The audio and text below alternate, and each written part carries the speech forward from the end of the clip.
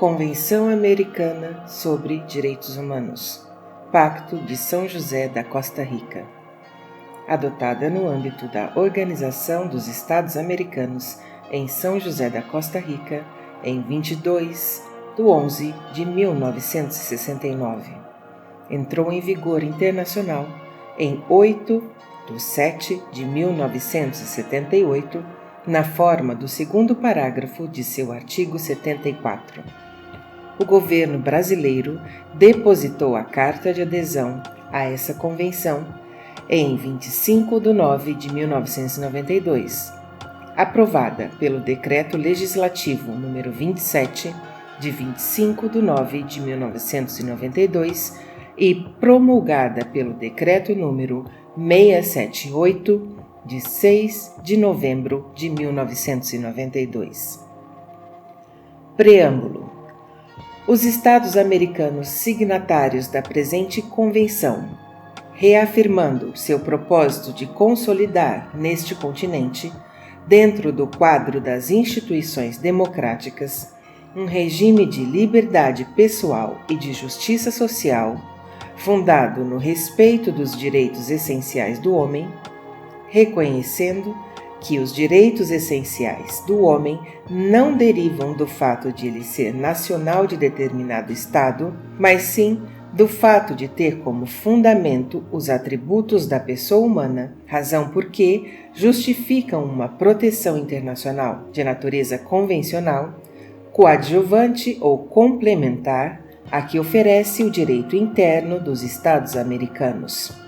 Considerando que esses princípios foram consagrados na Carta da Organização dos Estados Americanos, OEA, na Declaração Americana dos Direitos e Deveres do Homem e na Declaração Universal dos Direitos do Homem, e que foram reafirmados e desenvolvidos em outros instrumentos internacionais, tanto de âmbito mundial como regional, reiterando que, de acordo com a Declaração Universal dos Direitos do Homem, só pode ser realizado o ideal do ser humano livre, isento de temor e da miséria, se forem criadas condições que permitam a cada pessoa gozar dos seus direitos econômicos, sociais e culturais, bem como dos seus direitos civis e políticos. E, considerando que a Terceira Conferência Interamericana Extraordinária em Buenos Aires, em 1967, aprovou a incorporação à própria Carta da Organização de normas mais amplas sobre direitos econômicos, sociais e educacionais e resolveu que uma Convenção Interamericana sobre Direitos Humanos determinasse a estrutura, competência e processo dos órgãos encarregados desta matéria, convieram o seguinte. Parte 1. Deveres dos Estados e direitos protegidos. Enumeração de deveres. Artigo 1. Obrigação de respeitar os direitos. 1.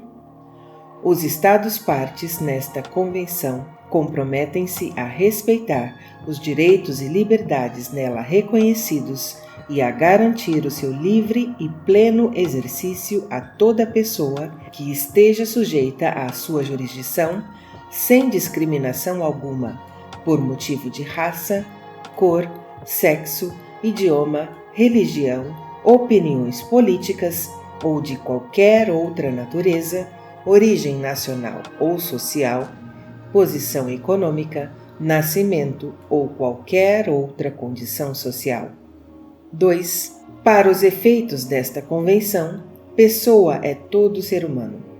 Artigo 2º. Dever de adotar disposições de direito interno.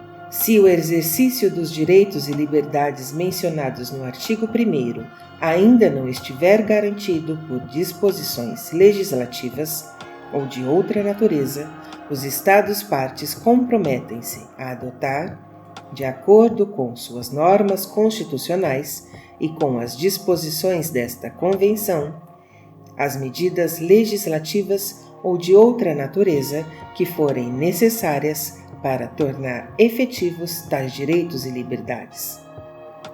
Capítulo 2. Direitos civis e políticos. Artigo 3º. Direito ao reconhecimento da personalidade jurídica. Toda pessoa tem direito ao reconhecimento de sua personalidade jurídica. Artigo 4º. Direito à vida. 1. Toda pessoa tem direito de que se respeite sua vida. Esse direito deve ser protegido pela lei e, em geral, desde o momento da concepção. Ninguém pode ser privado da vida arbitrariamente. 2. Nos países que não houverem abolido a pena de morte, esta só poderá ser imposta pelos delitos mais graves, em cumprimento de sentença final de tribunal competente e em conformidade com lei que estabeleça tal pena, promulgada antes de haver o delito sido cometido. Tampouco se estenderá a sua aplicação a delitos aos quais não se aplique atualmente. 3. Não se pode reestabelecer a pena de morte nos estados que a hajam abolido. 4. Em nenhum caso pode a pena de morte ser aplicada por delitos políticos, nem por delitos comuns conexos com delitos políticos. 5. Não se deve impor a pena de morte à pessoa que, no momento da perpetração do delito, for menor de 18 anos ou maior que 70, nem aplicá-la à mulher em estado de gravidez. 6. Toda pessoa condenada à morte tem direito a solicitar anistia, indulto ou comutação da pena, os quais podem ser concedidos em todos os casos. Não se pode executar a pena de morte enquanto o pedido estiver pendente de decisão ante a autoridade competente. Artigo 5º. Direito à integridade pessoal. 1. Toda pessoa tem o direito de que se respeite sua integridade física, psíquica e moral. 2. Ninguém deve ser submetido a torturas, nem a penas ou tratos cruéis, desumanos ou degradantes. Toda pessoa privada da liberdade deve ser tratada com o respeito devido à dignidade inerente ao ser humano. 3. A pena não pode passar da pessoa do delinquente. 4. Os processados devem ficar separados dos condenados, salvo em circunstâncias excepcionais, e devem ser submetidos a tratamento adequado à sua condição de pessoas não condenadas. 5. Os menores, quando puderem ser processados, devem ser separados dos adultos e conduzidos a tribunal especializado, com a maior rapidez possível para o seu tratamento. 6. As penas privativas de liberdade devem ter por finalidade essencial a reforma e a readaptação social dos condenados. Artigo 6º. Proibição da escravidão e da servidão. 1. Ninguém pode ser submetido à escravidão ou à servidão, e tanto estas como o tráfico de escravos e o tráfico de mulheres são proibidos em todas as formas. 2. Ninguém deve ser constrangido a executar trabalho forçado ou obrigatório.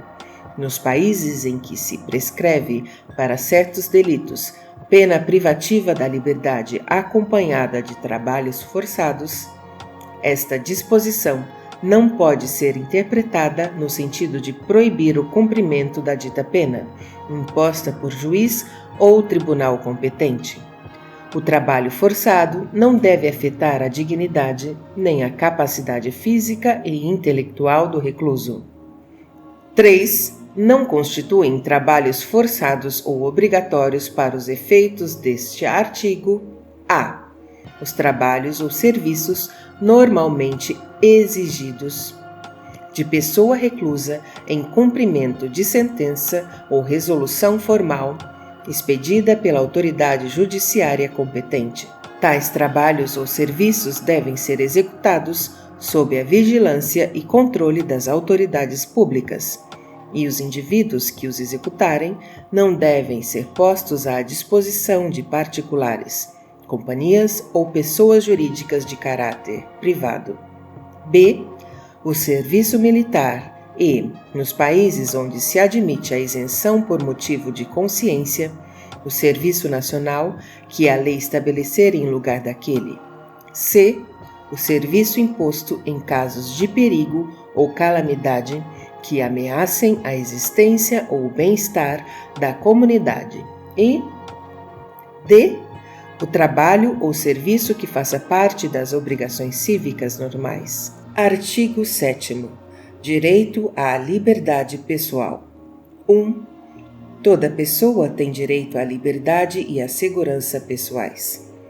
2. Ninguém pode ser privado de sua liberdade física, salvo pelas causas e nas condições previamente fixadas pelas constituições políticas dos Estados-partes ou pelas leis de acordo com elas promulgadas.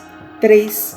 Ninguém pode ser submetido à detenção ou encarceramento arbitrários. 4.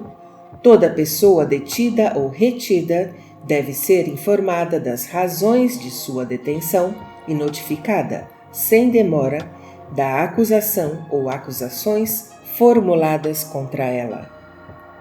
5.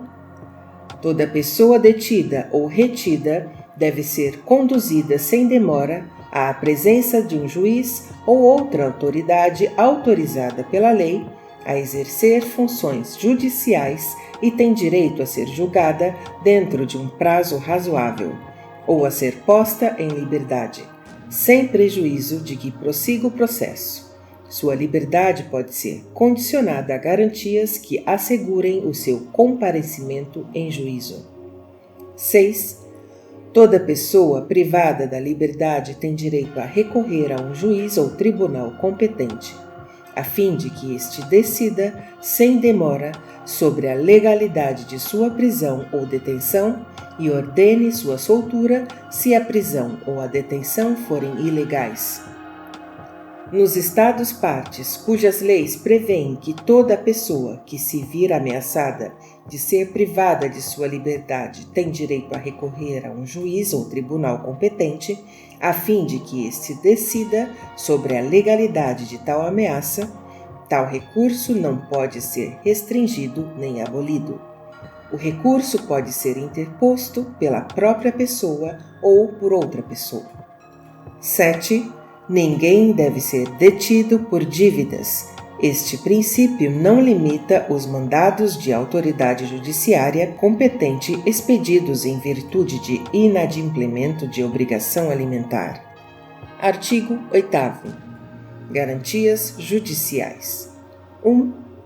Toda pessoa tem direito a ser ouvida com as devidas garantias e dentro de um prazo razoável por um juiz ou tribunal competente, independente e imparcial, estabelecido anteriormente por lei, na apuração de qualquer acusação penal formulada contra ela, ou para que se determinem seus direitos ou obrigações de natureza civil, trabalhista, fiscal ou de qualquer outra natureza. 2. Toda pessoa acusada de delito tem direito a que se presuma sua inocência, enquanto não se comprove legalmente sua culpa. Durante o processo, toda pessoa tem direito, em plena igualdade, às seguintes garantias mínimas: a. Direito do acusado de ser assistido gratuitamente por tradutor ou intérprete, se não compreender ou não falar o idioma do juízo ou tribunal. B. Comunicação prévia e pormenorizada ao acusado da acusação formulada. C. Concessão ao acusado do tempo e dos meios adequados para a preparação de sua defesa. D. Direito do acusado de defender-se pessoalmente ou de ser assistido por um defensor de sua escolha e de comunicar-se livremente e em particular com o seu defensor. E. Direito irrenunciável de ser assistido por um defensor proporcionado pelo Estado, remunerado ou não, segundo a legislação interna, se o acusado não se defender ele próprio, nem nomear defensor dentro do prazo estabelecido por lei. F. Direito da defesa de inquirir as testemunhas presentes no tribunal e de obter comparecimento como testemunhas ou peritos de outras pessoas que possam lançar luz sobre os fatos. G. Direito de não ser obrigado a depor contra si mesma nem a declarar-se culpada. E H. Direito de recorrer da sentença para juiz ou tribunal superior. 3. A confissão do acusado só é válida se feita sem coação de nenhuma natureza. 4. O acusado absolvido por sentença passada em julgado não poderá ser submetido a novo processo pelos mesmos fatos. 5. O processo penal deve ser público, salvo no que for necessário para preservar os interesses da justiça. Artigo 9º. Princípio da legalidade e da retroatividade. Ninguém pode ser condenado por ações ou omissões que, no momento em que forem cometidas, não sejam delituosas, de acordo com o direito aplicável. Tampouco pode-se impor pena mais grave que a aplicável no momento da perpetração do delito. C.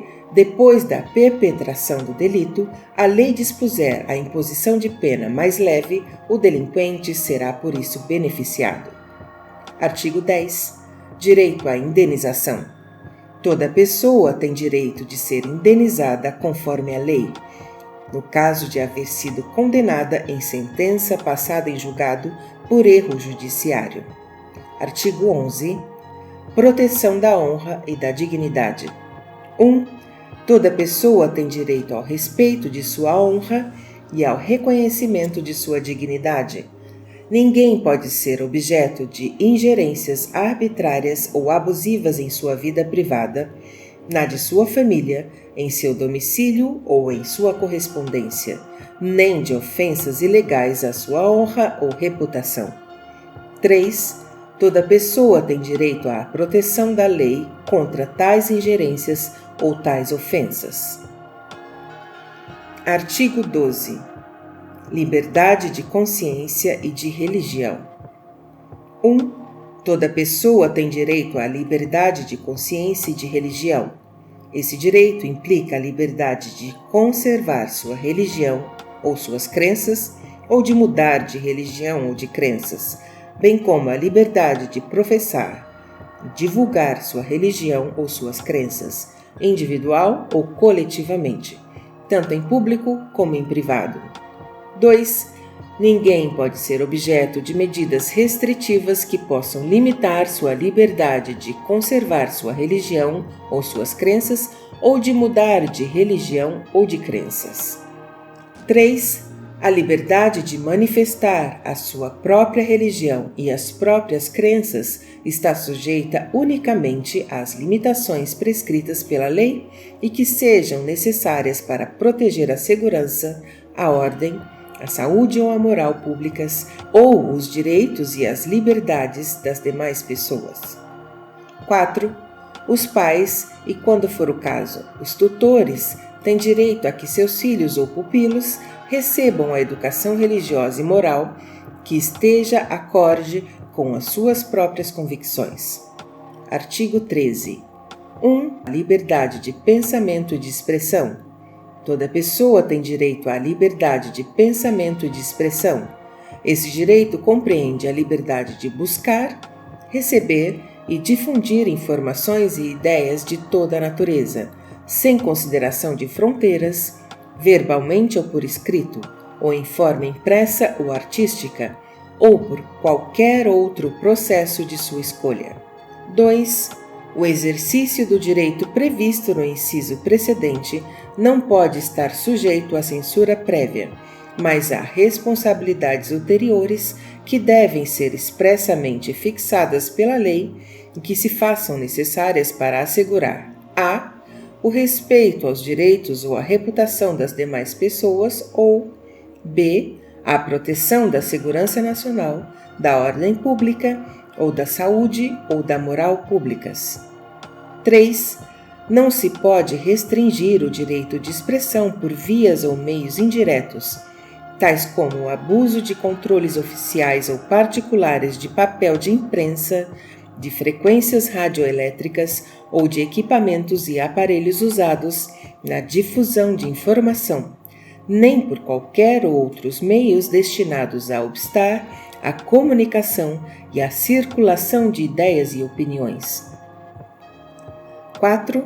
A lei pode submeter os espetáculos públicos à censura prévia, com o objetivo exclusivo de regular o acesso a eles, para a proteção moral da infância e da adolescência, sem prejuízo do disposto no inciso 2.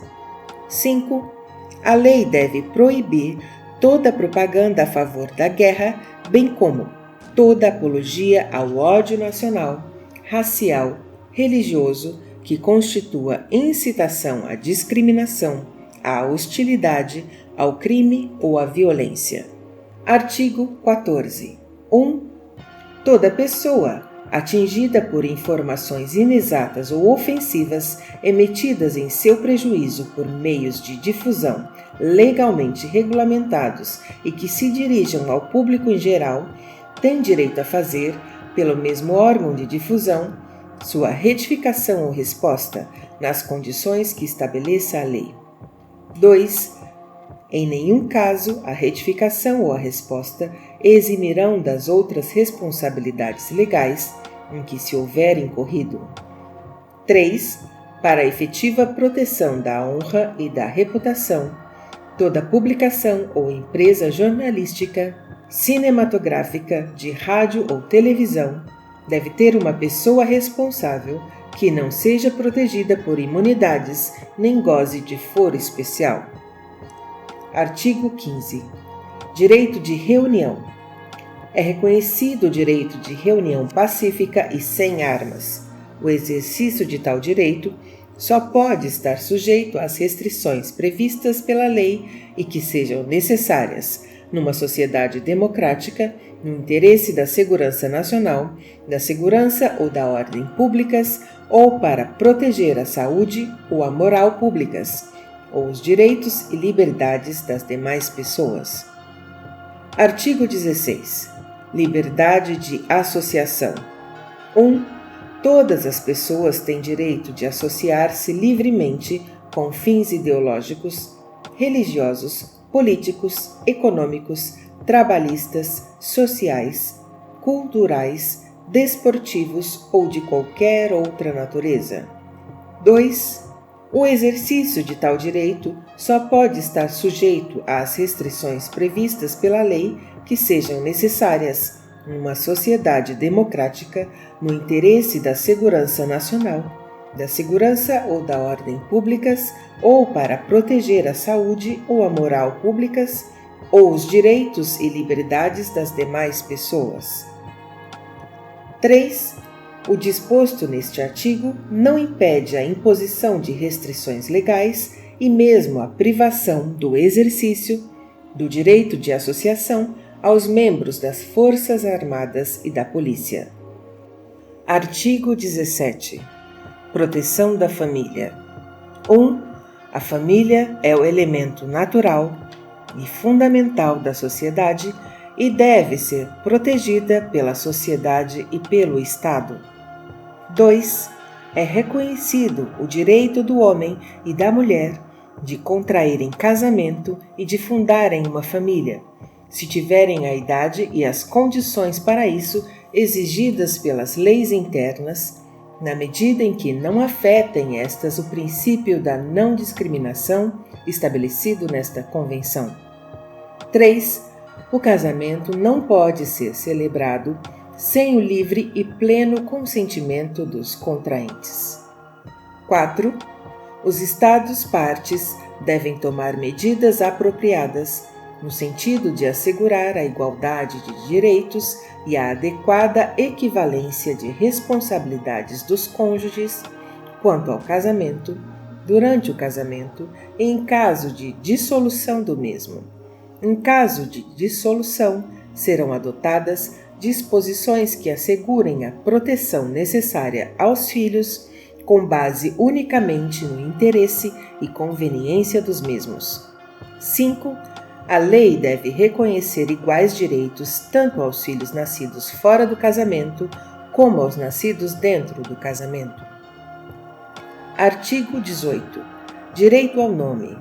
Toda pessoa tem direito a um pré-nome e aos nomes de seus pais ou ao de um destes. A lei deve regular a forma de assegurar a todos esse direito mediante nomes fictícios, se for necessário. Artigo 19. Direitos da criança. Toda criança tem direito às medidas de proteção que a sua condição de menor requer por parte da sua família, da sociedade e do Estado. Artigo 20. Direito à nacionalidade. 1. Toda pessoa tem direito a uma nacionalidade. 2. Toda pessoa tem direito à nacionalidade do Estado em cujo território houver nascido, se não tiver direito a outra. 3. A ninguém se deve privar arbitrariamente de sua nacionalidade, nem do direito de mudá-la. Artigo 21. Direito à propriedade privada. 1. Toda pessoa tem direito ao uso e gozo dos seus bens. A lei pode subordinar esse uso e gozo ao interesse social. 2. Nenhuma pessoa pode ser privada de seus bens, salvo mediante o pagamento de indenização justa, por motivo de utilidade pública ou de interesse social, nos casos e na forma estabelecidos pela lei. 3. Tanto a usura como qualquer outra forma de exploração do homem pelo homem devem ser reprimidas pela lei. Artigo 22. Direito de circulação e de residência. 1. Toda pessoa que se ache legalmente no território de um Estado tem direito de circular nele e de nele residir em conformidade com as disposições legais. 2. Toda pessoa tem o direito de sair livremente de qualquer país, inclusive o próprio. 3. O exercício dos direitos acima mencionados não pode ser restringido, senão em virtude de lei, na medida indispensável numa sociedade democrática para prevenir infrações penais ou para proteger a segurança nacional, a segurança ou a ordem públicas, a moral ou a saúde públicas, ou os direitos e liberdades das demais pessoas. 4. O exercício dos direitos reconhecidos no inciso 1 pode também ser restringido pela lei em zonas determinadas por motivo de interesse público. 5. Ninguém pode ser expulso do território do Estado do qual for nacional, nem ser privado do direito de nele entrar. 6. O estrangeiro que se ache legalmente no território de um Estado parte nesta Convenção só poderá dele ser expulso em cumprimento de decisão adotada de acordo com a lei. 7.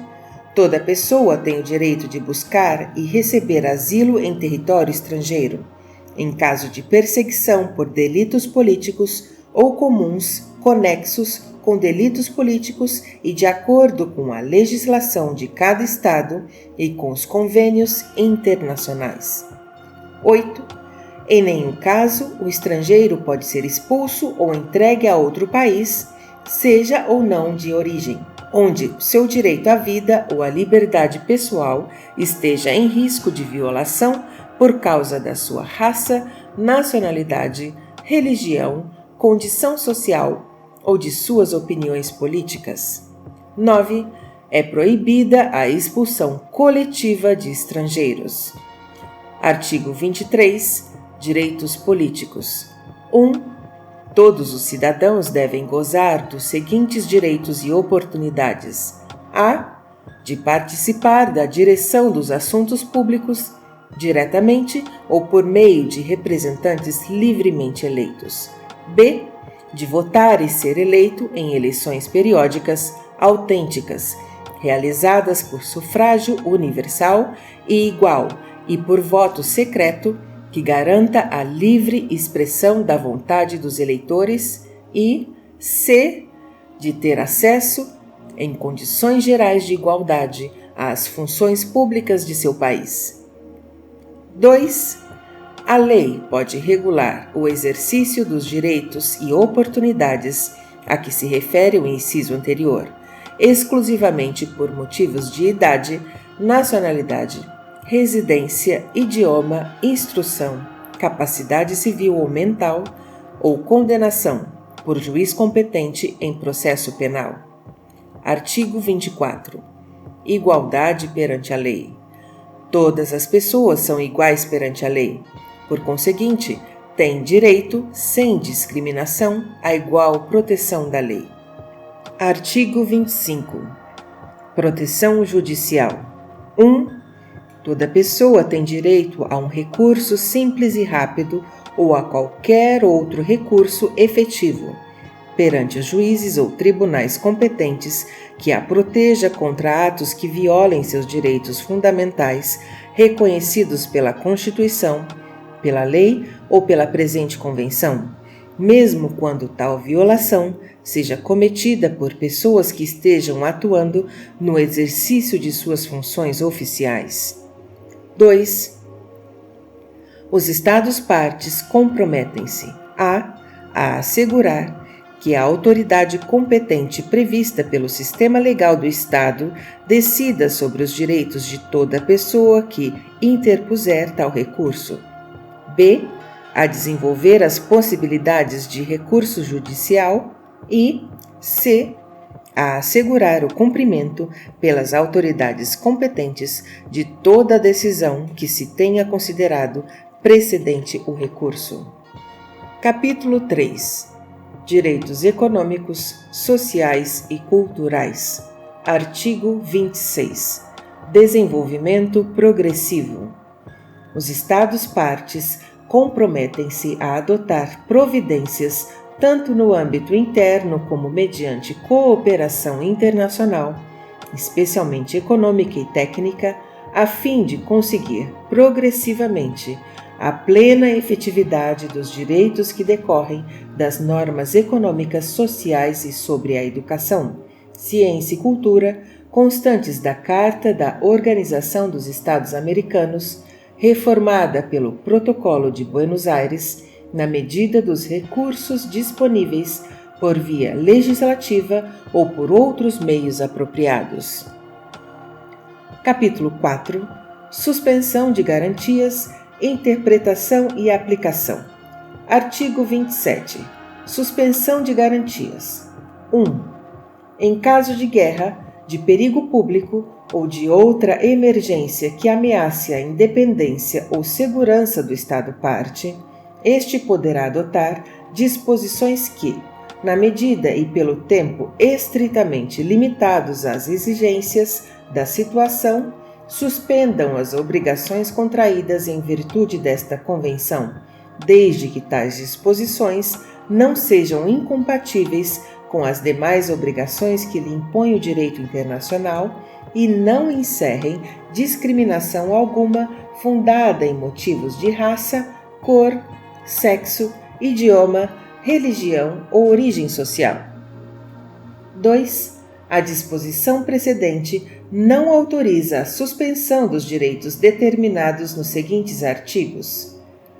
3º, direito ao reconhecimento da personalidade jurídica. 4º, direito à vida. 5º, direito à integridade pessoal. 6º, proibição da escravidão e servidão. 9º, princípio da legalidade e da retroatividade. 12, liberdade de consciência e de religião. 17, proteção da família. 18, direito ao nome. 19, direitos da criança. 20, direito à nacionalidade. 23, direitos políticos, nem das garantias indispensáveis para a proteção de tais direitos. 3. Todo Estado-parte que fizer uso do direito de suspensão deverá informar imediatamente os outros Estados-partes, na presente Convenção, por intermédio do Secretário-Geral da Organização dos Estados Americanos, das disposições cuja aplicação haja suspendido, dos motivos determinantes da suspensão e da data em que haja dado por terminada tal suspensão. Artigo 28. Cláusula federal. 1. Quando se tratar de um Estado-parte constituído como Estado federal, o governo nacional do aludido Estado-parte cumprirá todas as disposições da presente Convenção relacionadas com as matérias sobre as quais exerce competência legislativa e judicial. 2. No tocante às disposições relativas às matérias que correspondem à competência das entidades componentes da Federação, o Governo Nacional deve tomar imediatamente as medidas pertinentes, em conformidade com a sua Constituição e suas leis, a fim de que as autoridades competentes das referidas entidades possam adotar as disposições cabíveis para o cumprimento desta Convenção. 3. Quando 2 ou mais Estados-partes decidirem constituir entre eles uma federação ou outro tipo de associação, diligenciarão no sentido de que o pacto comunitário respectivo contenha as disposições necessárias para que continuem sendo efetivas no novo Estado, assim organizado, as normas da presente Convenção. Artigo 29. Normas de interpretação. Nenhuma disposição desta Convenção pode ser interpretada no sentido de: a. Permitir a qualquer Estados-partes, grupo ou pessoa suprimir o gozo e exercício dos direitos e liberdades reconhecidos na Convenção, ou limitá-los em maior medida do que a nela prevista. B. Limitar o gozo e exercício de qualquer direito ou liberdade que possam ser reconhecidos de acordo com as leis de qualquer dos Estados-partes, ou de acordo com outra convenção em que seja parte um dos referidos Estados. C. Excluir outros direitos e garantias que são inerentes ao ser humano ou que decorrem da forma democrática representativa de governo. E D. Excluir ou limitar o efeito que possam produzir a Declaração Americana dos Direitos e Deveres do Homem e outros atos internacionais da mesma natureza. Artigo 30. Alcance das restrições. As restrições permitidas, de acordo com essa Convenção, ao gozo e exercício dos direitos e liberdades nela reconhecidos, não podem ser aplicadas senão de acordo com as leis que forem promulgadas por motivo de interesse geral e com o propósito para o qual houverem sido estabelecidas. Artigo 31. Reconhecimento de outros direitos. Poderão ser incluídos no regime de proteção desta Convenção outros direitos e liberdades que forem reconhecidos de acordo com os processos estabelecidos nos artigos 69 e 70. Capítulo 5. Deveres das pessoas. Artigo 32. Correlação entre deveres e direitos. 1. Toda pessoa tem deveres para com a família, a comunidade e a humanidade. 2. Os direitos de cada pessoa são limitados pelos direitos dos demais, pela segurança de todos e pelas justas exigências do bem comum, numa sociedade democrática. Parte 2. Meios da proteção. Capítulo 6. Órgãos competentes. Artigo 33. São competentes para conhecer dos assuntos relacionados com o cumprimento dos compromissos assumidos pelos Estados-partes nesta Convenção: a Comissão Interamericana de Direitos Humanos, doravante denominada a Comissão, e b. A Corte Interamericana de Direitos Humanos, doravante denominada a Corte. Capítulo 7. Comissão Interamericana de Direitos Humanos. Seção 1. Organização. Artigo 34. A Comissão Interamericana de Direitos Humanos compor-se-á de 7 membros que deverão ser pessoas de alta autoridade moral e de reconhecido saber em matéria de direitos humanos. Artigo 35. A Comissão representa todos os membros da Organização dos Estados Americanos. Artigo 36. 1. Os membros da comissão serão eleitos a título pessoal pela Assembleia Geral da Organização de uma lista de candidatos propostos pelos governos dos Estados-membros. 2. Cada um dos referidos governos pode propor até 3 candidatos, nacionais do Estado que os propuser ou de qualquer outro Estado-membro da Organização dos Estados Americanos. Quando for proposta uma lista de 3 candidatos, pelo menos um deles deverá ser nacional do Estado diferente do proponente. Artigo 37. 1. Os membros da comissão serão eleitos por 4 anos e só poderão ser reeleitos uma vez. Porém, o mandato de 3 dos membros designados na primeira eleição expirará ao cabo de 2 anos. Logo depois da referida eleição, serão determinados por sorteio na Assembleia Geral os nomes desses 3 membros. 2. Não pode fazer parte da comissão mais de um nacional de um mesmo Estado. Artigo 38. As vagas que ocorrerem na comissão que não se devam à expiração normal do mandato serão preenchidas pelo Conselho Permanente da Organização, de acordo com o que dispuser o Estatuto da Comissão. Artigo 39. A Comissão elaborará seu Estatuto e submetê-lo-á à aprovação da Assembleia Geral e expedirá seu próprio regulamento. Artigo 40. Os serviços de secretaria da comissão devem ser desempenhados pela unidade funcional especializada que faz parte da Secretaria-Geral da organização e deve dispor dos recursos necessários para cumprir as tarefas que lhe forem confiadas pela comissão. Artigo 41. A comissão tem a função principal de promover a observância e a defesa dos direitos humanos e, no exercício de seu mandato, tem as seguintes funções e atribuições: a. Estimular a consciência dos direitos humanos nos povos da América. b. Formular recomendações aos governos dos Estados-membros, quando considerar conveniente, no sentido de que adotem medidas progressivas em prol dos direitos humanos no âmbito de suas leis internas e de seus preceitos constitucionais, bem como disposições apropriadas para promover o devido respeito a esses direitos. c. Preparar os estudos ou relatórios que considerar convenientes para o desempenho de suas funções. d.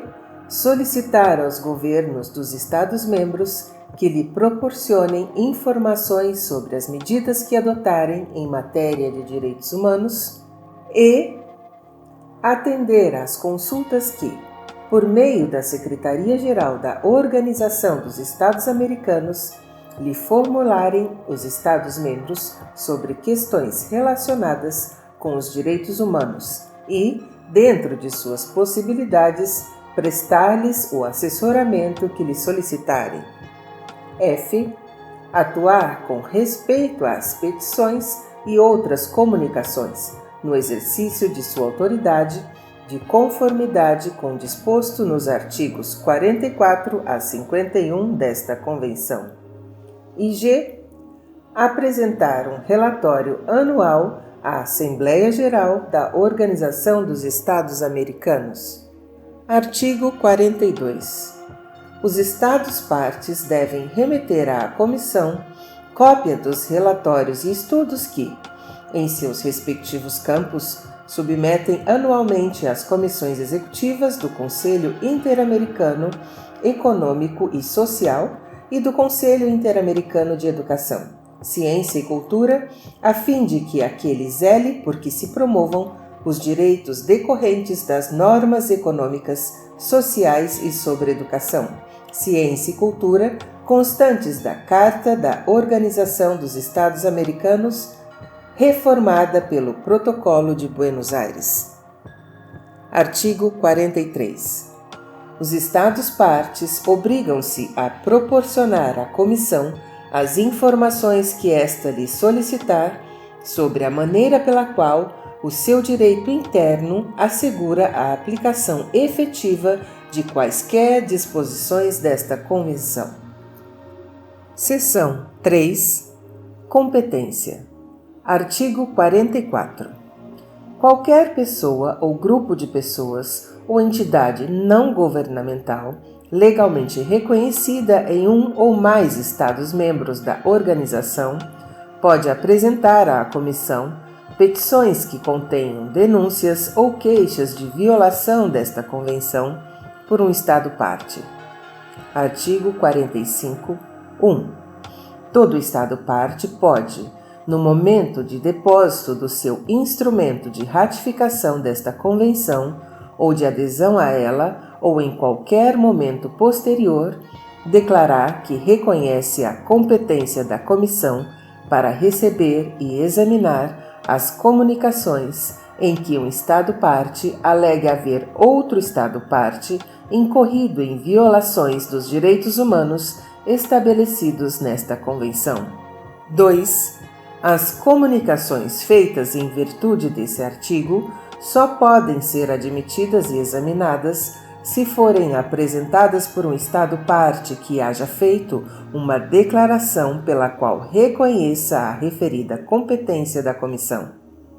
A Comissão não admitirá nenhuma comunicação contra um Estado-parte que não haja feito tal declaração. 3. As declarações sobre reconhecimento de competência podem ser feitas para que esta vigore por tempo indefinido, por período determinado ou para casos específicos. 4.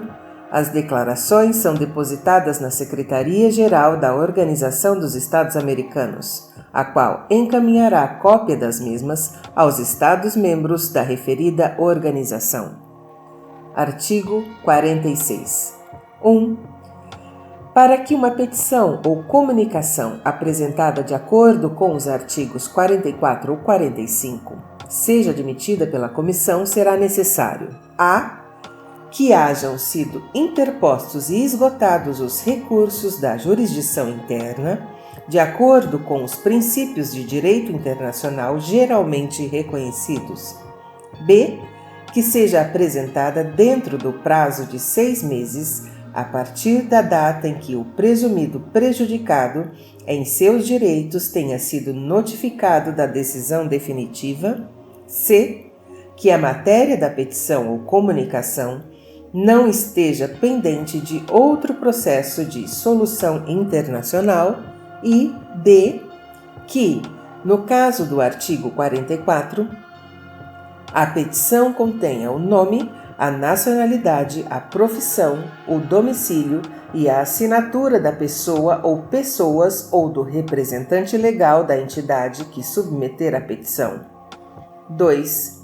As disposições das alíneas A e B do inciso 1 deste artigo não se aplicarão quando: a. Não existir na legislação interna do Estado de que se tratar o devido processo legal para a proteção do direito ou direitos que se alegue tenham sido violados. b. Não se houver permitido ao presumido prejudicado em seus direitos o acesso aos recursos da jurisdição interna, ou houver sido ele impedido de esgotá-los. E c. Houver demora injustificada na decisão sobre os mencionados recursos. Artigo 47. A Comissão declarará inadmissível toda petição ou comunicação representada de acordo com os artigos 44 ou 45 quando: a. Não preencher algum dos requisitos estabelecidos no artigo 46. b. Não expuser fatos que caracterizem violação dos direitos garantidos por esta Convenção. c. Pela exposição do próprio peticionário ou do Estado, for manifestamente infundada a petição ou comunicação, ou for evidente sua total improcedência. Ou d. for substancialmente reprodução de petição ou comunicação anterior, já examinada pela comissão ou por outro organismo internacional. Seção 4. Processo. Artigo 48. 1. A comissão, ao receber uma petição ou comunicação na qual se alegue violação de qualquer dos direitos consagrados nesta Convenção, procederá da seguinte maneira: a. Se reconhecer a admissibilidade da petição ou comunicação, solicitará informações ao governo do Estado ao qual pertença a autoridade apontada como responsável pela violação alegada e transcreverá as partes pertinentes da petição ou comunicação. As referidas informações devem ser enviadas dentro de um prazo razoável, fixado pela comissão ao considerar as circunstâncias de cada caso. B. Recebidas as informações ou transcorrido o prazo fixado sem que sejam elas recebidas, verificará se existem ou subsistem os motivos da petição ou comunicação. No caso de não existirem ou não subsistirem, mandará arquivar o expediente. C. Poderá também declarar a inadmissibilidade ou a improcedência da petição ou comunicação com base em informação ou prova superveniente. D. Se o expediente não houver sido arquivado e com o fim de comprovar os fatos, a comissão procederá, com conhecimento das partes, a um exame do assunto exposto na petição ou comunicação. Se for necessário e conveniente, a comissão procederá a uma investigação, para cuja eficaz realização solicitará e os estados interessados lhe proporcionarão todas as facilidades necessárias. E poderá pedir aos estados interessados qualquer informação pertinente e receberá, se isso lhe for solicitado, as exposições verbais ou escritas que apresentarem os interessados. E F. Por-se-á à disposição das partes interessadas a fim de chegar a uma solução amistosa do assunto, fundada no respeito aos direitos humanos reconhecidos nesta Convenção. 2. Entretanto, em casos graves e urgentes, pode ser realizada uma investigação, mediante prévio consentimento do Estado em cujo território se alegue haver sido cometida a violação, tão somente com a apresentação de uma petição ou comunicação que reúna todos os requisitos formais e de admissibilidade. Artigo 49. Se houver chegado a uma solução amistosa de acordo com as disposições do inciso 1, F, do artigo 48, a comissão redigirá um relatório que será encaminhado ao peticionário e aos estados partes nesta convenção e posteriormente transmitido para sua publicação ao secretário-geral da Organização dos Estados Americanos. O referido relatório conterá uma breve exposição dos fatos e da solução alcançada. Se qualquer das partes, no caso o solicitar, ser-lhe-á proporcionada a mais ampla informação possível. Artigo 50. 1. Se não se chegar a uma solução e, dentro do prazo que for fixado pelo Estatuto da Comissão, esta redigirá um relatório no qual exporá os fatos e suas conclusões. Se o relatório não representar, no todo ou em parte, o acordo unânime dos membros da comissão, qualquer deles poderá agregar ao referido relatório seu voto em separado. Também se agregarão ao relatório as exposições verbais ou escritas que houverem sido feitas pelos interessados em virtude do inciso 1e do artigo 48. 2. O relatório será encaminhado aos estados interessados, aos quais não será facultado publicá-lo. 3. Ao encaminhar o relatório, a comissão pode formular as proposições e recomendações que julgar adequadas. Artigo 51. 1.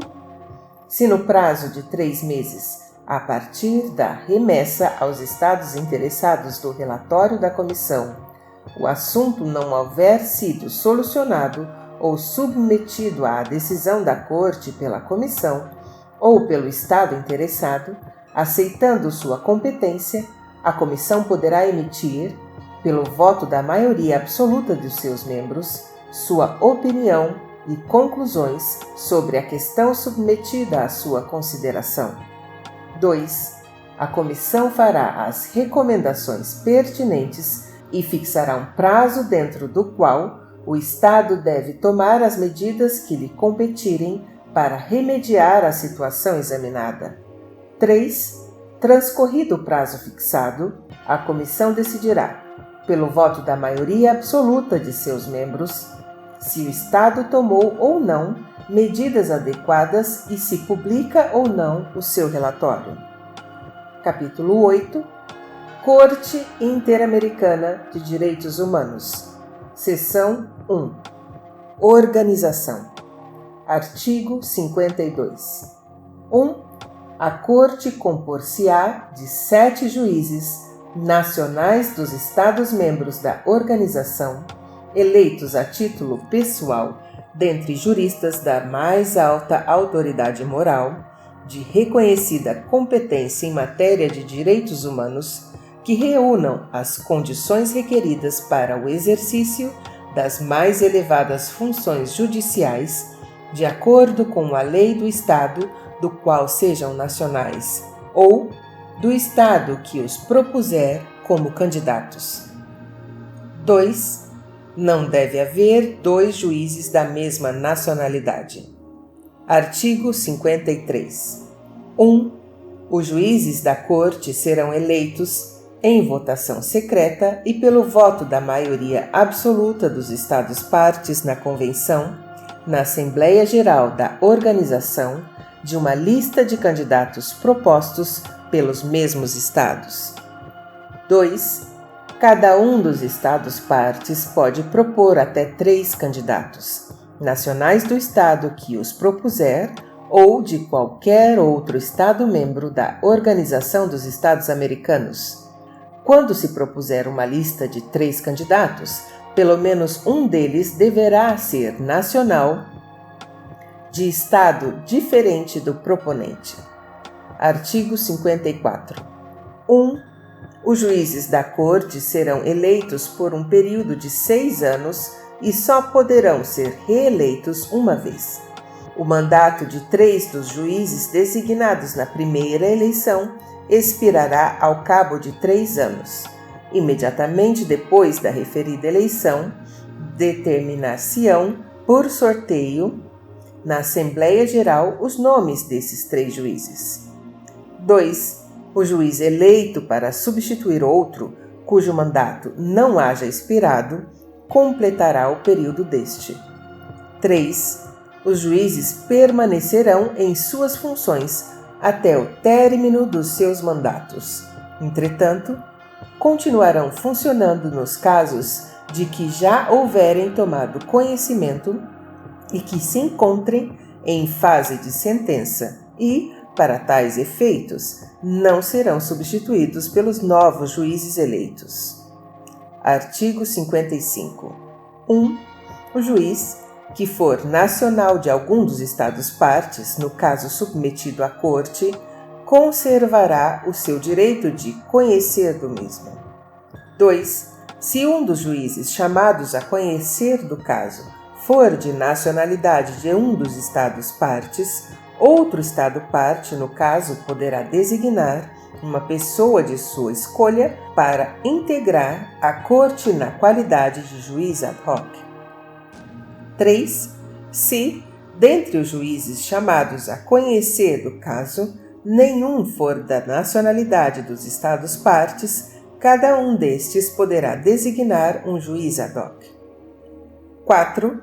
O juiz ad hoc deve reunir os requisitos indicados no artigo 52.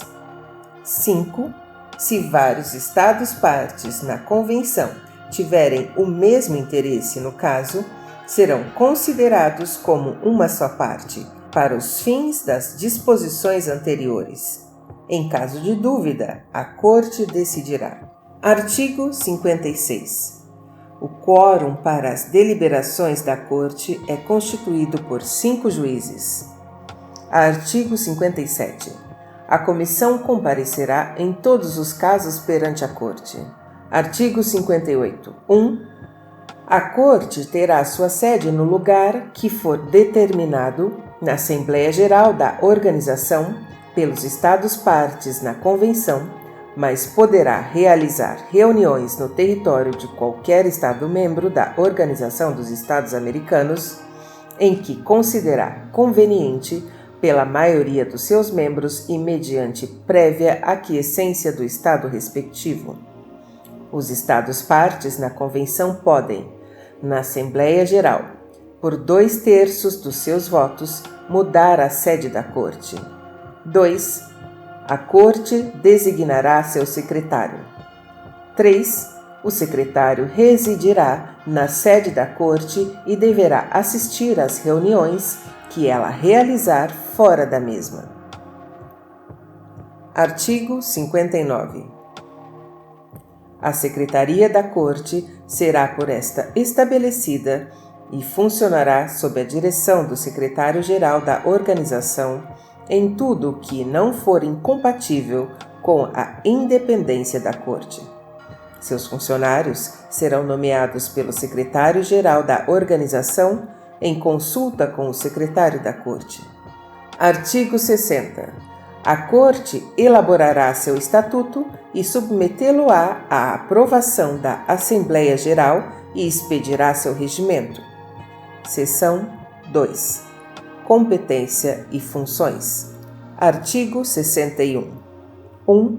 Somente os Estados-partes e a Comissão têm direito de submeter um caso à decisão da Corte.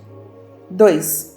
Para que a Corte possa conhecer de qualquer caso, é necessário que sejam esgotados os processos previstos nos artigos 48 a 50.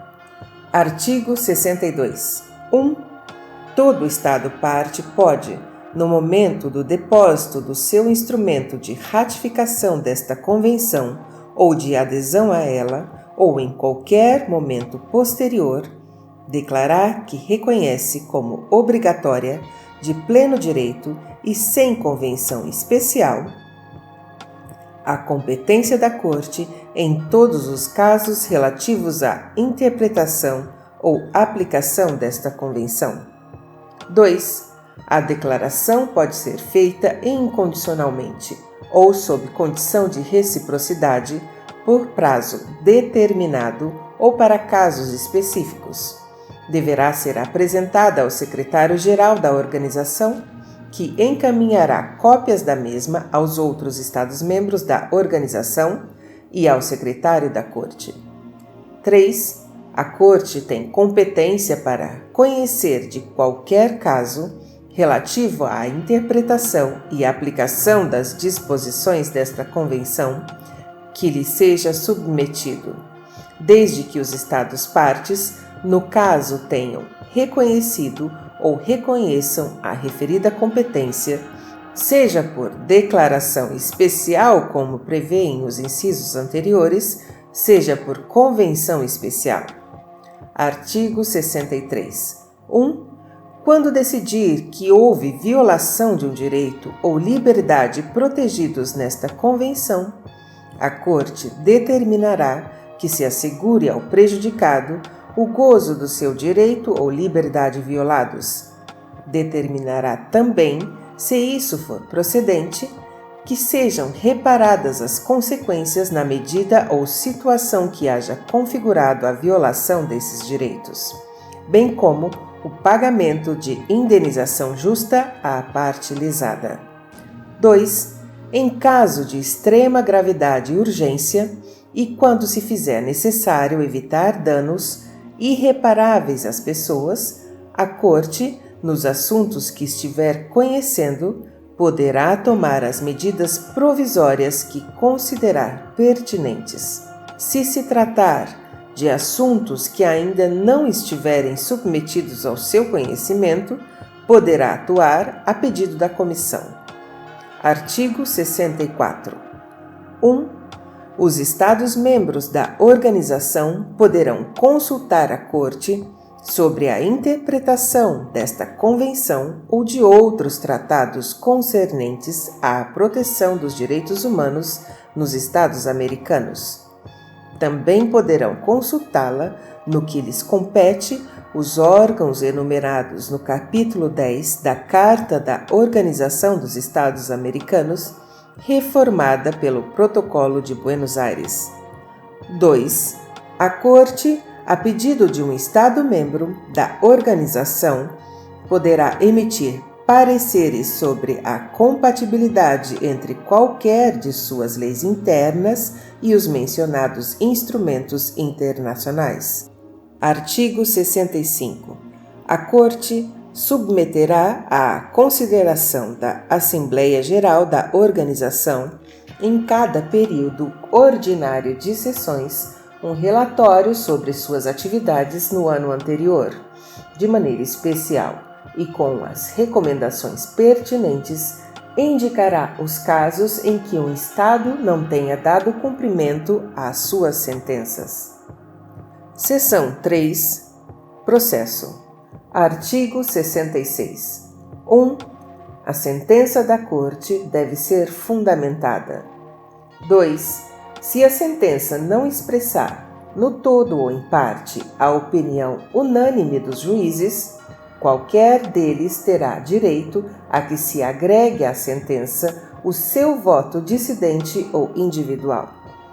Artigo 67. A sentença da Corte será definitiva e inapelável. Em caso de divergência sobre o sentido ou alcance da sentença, a Corte interpretá-la-á a pedido de qualquer das partes, desde que o pedido seja apresentado dentro de 90 dias a partir da data da notificação da sentença. Artigo 68. 1. Os Estados-partes da Convenção comprometem-se a cumprir a decisão da Corte em todo caso em que forem partes. 2. A parte da sentença que determinar indenização compensatória poderá ser executada no país respectivo pelo processo interno vigente para a execução de sentenças contra o Estado. Artigo 69. A sentença da Corte deve ser notificada às partes no caso e transmitida aos Estados-partes na Convenção. Capítulo 9. Disposições comuns. Artigo 70. 1. Os juízes da Corte e os membros da Comissão gozam, desde o momento de sua eleição e enquanto durar o seu mandato, das imunidades reconhecidas aos agentes diplomáticos pelo direito internacional. Durante o exercício de seus cargos, gozam, além disso, dos privilégios diplomáticos necessários para o desempenho de suas funções. 2. Não se poderá exigir responsabilidade em tempo algum dos juízes da Corte, nem dos membros da Comissão, por votos e opiniões emitidos no exercício de suas funções. Artigo 71. Os cargos de juiz da Corte ou de membro da Comissão são incompatíveis com outras atividades que possam afetar sua independência ou imparcialidade, conforme o que for determinado nos respectivos estatutos. Artigo 72. Os juízes da Corte e os membros da Comissão perceberão honorários e despesas de viagem na forma e nas condições que determinarem os seus estatutos, levando em conta a importância e independência de suas funções. Tais honorários e despesas de viagem serão fixados no orçamento-programa da Organização dos Estados Americanos, no qual devem ser incluídas, além disso, as despesas da Corte e da sua secretaria. Para tais efeitos, a Corte elaborará o seu próprio projeto de orçamento e submetê-lo-á à aprovação da Assembleia Geral, por intermédio da Secretaria-Geral. Esta última não poderá nele introduzir modificações. Artigo 73. Somente por solicitação da Comissão ou da Corte, conforme o caso, cabe à Assembleia Geral da Organização resolver sobre as sanções aplicáveis aos membros da Comissão ou aos juízes da Corte, que incorrerem nos casos previstos nos respectivos estatutos.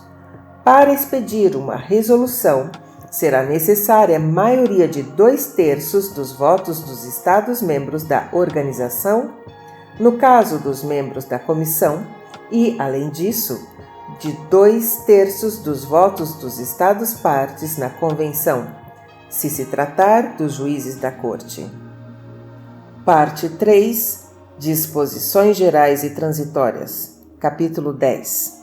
Assinatura, ratificação, reserva, emenda, protocolo e denúncia. Artigo 74. 1. Esta Convenção fica aberta à assinatura e à ratificação ou adesão de todos os Estados-membros da Organização dos Estados Americanos. 2. A ratificação desta Convenção ou a adesão a ela efetuar-se-á mediante depósito de um instrumento de ratificação ou de adesão na Secretaria-Geral da Organização dos Estados Americanos. Esta Convenção entrará em vigor logo que 11 estados houverem depositado seus respectivos instrumentos de ratificação ou adesão. Com referência a qualquer outro estado que a ratificar ou que a ela aderir ulteriormente, a Convenção entrará em vigor na data do depósito do seu instrumento de ratificação ou de adesão. 3. O secretário-geral informará todos os Estados-membros da organização sobre a entrada em vigor da Convenção. Artigo 75. Esta Convenção só pode ser objeto de reservas em conformidade com as disposições da Convenção de Viena sobre o Direito dos Tratados, assinada em 23 de maio de 1969. Artigo 76. 1.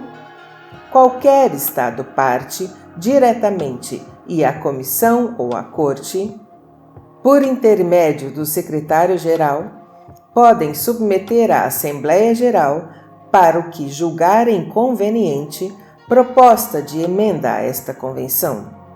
2. As emendas entrarão em vigor para os Estados que ratificarem as mesmas na data em que houver sido depositado o respectivo instrumento de ratificação que corresponda ao número de 2/3 dos Estados-partes nessa Convenção.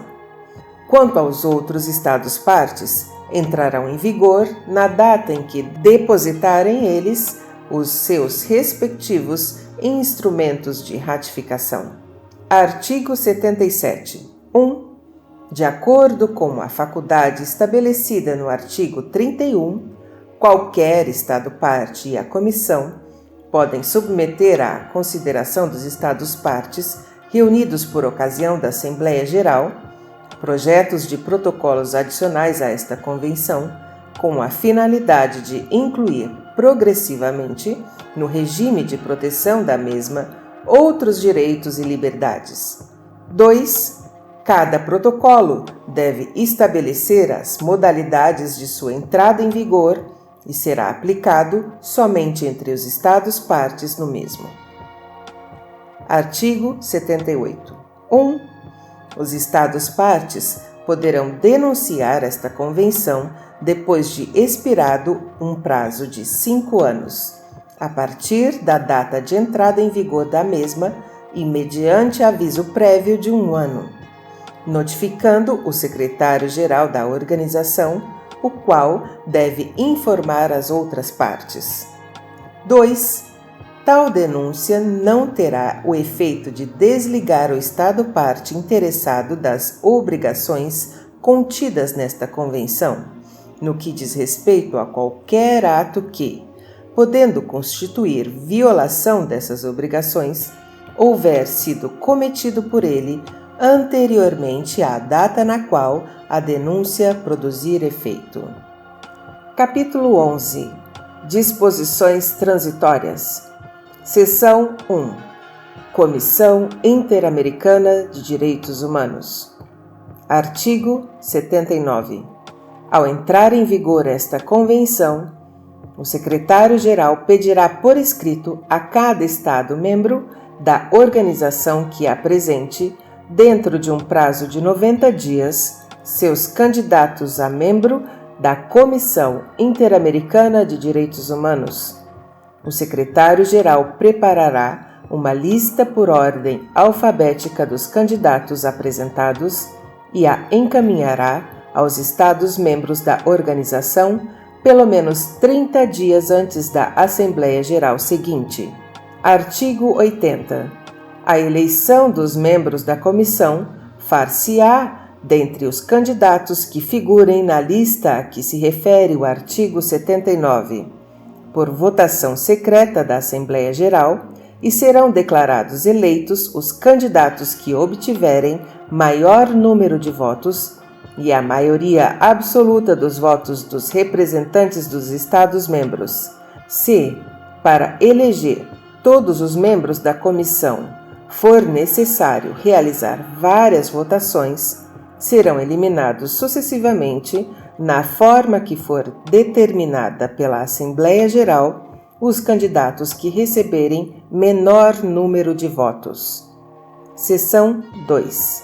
Corte Interamericana de Direitos Humanos. Artigo 81. Ao entrar em vigor esta Convenção, o secretário-geral solicitará por escrito a cada Estado-parte que apresente, dentro de um prazo de 90 dias, seus candidatos a juiz da Corte Interamericana de Direitos Humanos. O secretário-geral preparará uma lista por ordem alfabética dos candidatos apresentados e a encaminhará aos Estados-partes pelo menos 30 dias antes da Assembleia Geral seguinte. Artigo 82. A eleição dos juízes da Corte far-se-á entre os candidatos que figurem na lista a que se refere o artigo 81, por votação secreta dos Estados-partes na Assembleia Geral, e serão declarados eleitos os candidatos que obtiverem maior número de votos e a maioria absoluta dos votos dos representantes dos Estados-partes. Se, para eleger todos os juízes da Corte, for necessário realizar várias votações, serão eliminados sucessivamente, na forma que for determinada pelos Estados-partes, os candidatos que receberem menor número de votos. Em fé do que os plenipotenciários abaixo assinados, cujos plenos poderes foram encontrados em boa e devida forma, assinam esta convenção, que se denominará Pacto de São José da Costa Rica, na cidade de São José, Costa Rica, em 22 de novembro de 1969. Declarações e reservas. Declaração Interpretativa do Brasil. Ao depositar a Carta de Adesão à Convenção Americana sobre Direitos Humanos, em 25 de setembro de 1992, o governo brasileiro fez a seguinte declaração interpretativa sobre os artigos 43 e 48, a linha D. Aspas, o governo do Brasil entende que os artigos 43 e 48, a linha D, não incluem o direito automático de visitas e inspeções in loco da Comissão Interamericana de Direitos Humanos, as quais dependerão da anuência expressa do Estado. Declaração do Equador. A Declaração do Equador tem a honra de assinar a Convenção Americana sobre Direitos Humanos. não crê necessário especificar reserva alguma, deixando a salvo tão somente a faculdade geral constante da mesma Convenção, que deixa aos governos a liberdade de ratificá-la. Declaração do Chile.